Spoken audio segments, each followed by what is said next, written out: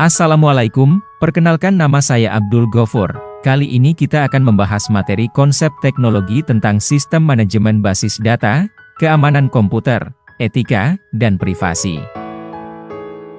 Sistem manajemen basis data adalah perangkat lunak yang mengelola dan menjalankan operasi pada basis data, memungkinkan penyimpanan, pengambilan, dan pengolahan data oleh banyak pengguna. Contohnya ada Oracle, SQL Server, MS Access dan MySQL.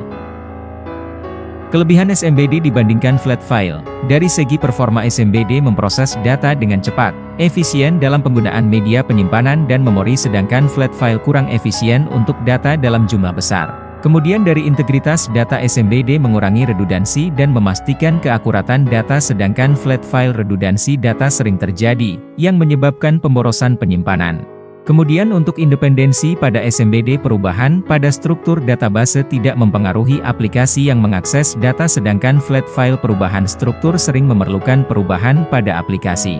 Selanjutnya untuk sentralisasi, pada SMBD data terpusat mempermudah pengelolaan dan konsistensi, sedangkan flat file data tersebar, sulit untuk dikelola secara terpusat. Dan terakhir keamanan, pada SMBD memiliki sistem keamanan yang fleksibel untuk mengontrol akses data, sedangkan flat file keamanan lebih terbatas pada sistem operasi. Keamanan komputer, cybersecurity, adalah perlindungan terhadap sistem komputer dan informasi dari ancaman, kerusakan, atau akses yang tidak sah. Definisi keamanan komputer menurut para ahli, menurut John D. Howard, keamanan komputer adalah tindakan pencegahan terhadap serangan dari pengguna atau pengakses yang tidak bertanggung jawab, dan menurut Goldman, keamanan komputer berhubungan dengan pencegahan dan deteksi terhadap tindakan pengganggu, sedangkan menurut Garfinkel dan Spafford, komputer dikatakan aman jika perangkat lunaknya bekerja sesuai dengan yang diharapkan. Ada beberapa cara untuk meningkatkan keamanan komputer. Yang pertama, pembatasan akses fisik, mengamankan perangkat keras dari akses tidak sah. Kedua, mekanisme keamanan perangkat keras dan sistem operasi, menggunakan teknologi seperti enkripsi dan firewall. Dan ketiga, strategi pemrograman, mengembangkan perangkat lunak dengan keamanan sebagai fokus utama, seperti pengujian kerentanan dan pembaruan rutin. Tujuan keamanan komputer: yang pertama, availability, data harus tersedia bagi pihak yang berwenang saat diperlukan. Kedua, integrity, data harus akurat dan tidak terubah tanpa izin. Ketiga, kontrol, pengendalian akses ke data dan sistem. Yang keempat, audit, pemantauan dan pencatatan aktivitas untuk memastikan kepatuhan dan mendeteksi pelanggaran. Dan kelima, confidentiality, melindungi data agar hanya dapat diakses oleh pihak yang berwenang. Etika adalah prinsip-prinsip yang digunakan individu untuk membuat keputusan tentang benar dan salah.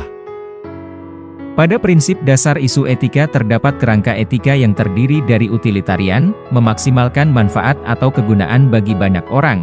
Ada right, hak, menghormati hak-hak individu dan tidak mengganggu hak orang lain. Kemudian fairness, keadilan, perlakukan semua orang secara adil tanpa membedakan ras, golongan, atau suku. Dan ada common good, kebaikan bersama, mengutamakan tindakan yang bermanfaat bagi masyarakat luas.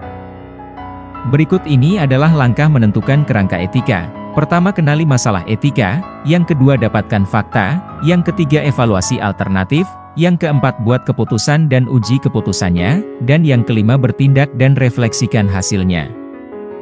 Prinsip dasar isu etika, terdapat kode etik, yaitu aturan-aturan tertulis yang sengaja dibentuk untuk menghindari terjadinya ketidakadilan atau tindakan yang tidak pantas, dan juga aturan tersebut harus dipatuhi semua orang tanpa memandang. Di dalam kode etik terdapat responsibility, accountability dan liability untuk hak dan tanggung jawab atas keputusan yang diambil.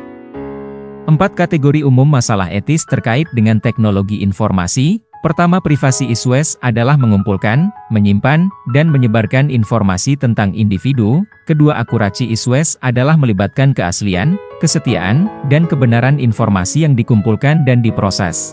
Ketiga, property issues adalah melibatkan kepemilikan dan nilai informasi. Dan yang keempat, accessibility issues adalah berkisar seputar siapa yang harus memiliki akses terhadap informasi dan apakah biaya harus dibayar untuk akses ini. Privasi adalah hak untuk dibiarkan sendiri tanpa gangguan, sedangkan information privasi adalah hak untuk menentukan kapan dan sejauh mana informasi pribadi dikumpulkan dan disebarluaskan.